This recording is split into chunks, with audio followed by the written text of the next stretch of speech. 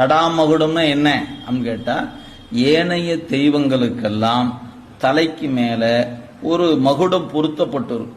நீங்க எந்த கடவுளுடைய வடிவங்களை எல்லாம் வரைந்திருப்பதா இருந்தாலும் சரி, சிலையா இருந்தாலும் நீங்க பாத்தீங்கன்னா தலையில ஒரு மகுடம் பொருத்தப்பட்டு இருக்குமானால் நீங்க ஒன்ன பார்த்து தெரிஞ்சுக்கலாம், இது வைக்கப்பட்டது. வைக்கப்பட்டன்னு அர்த்தம், ஒரு குறிப்பிட்ட நாள்ல தானே அது தலையில வச்சிருப்பாங்க, அதுக்கு முன்ன அவருக்கு இருந்திருக்காது இல்லைங்களா. வச்சா எடுக்கிறதுக்கு ஒரு நாள் இருக்குத்தானே செய்யும், அதுல ஒன்றும் சந்தேகம் இல்லை. அது மாதிரி இந்த மகுடத்தை யாரெல்லாம் ஏற்றுக்கொண்டார்களோ அவங்கெல்லாம் இறங்கி வைக்கிறதுக்கும் ஒரு நாள் இருக்குது. சரி, சுவாமிக்கு அந்த மாதிரி ஒரு மகுடம் இருந்தா தான் நாமளும் அப்படித்தான் கேட்போம்.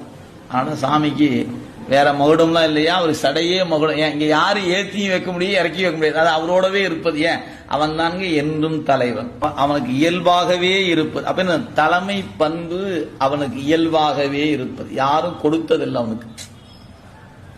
இதுதான் சிவபெருமானுக்கான அடையாளம். எனவே சடை என்பது பழித்து சொல்லுகிற அடையாளம் அல்லங்க, அவன் தான் ஒப்பற்ற தலைவன் என்பதன் அடையாளம்.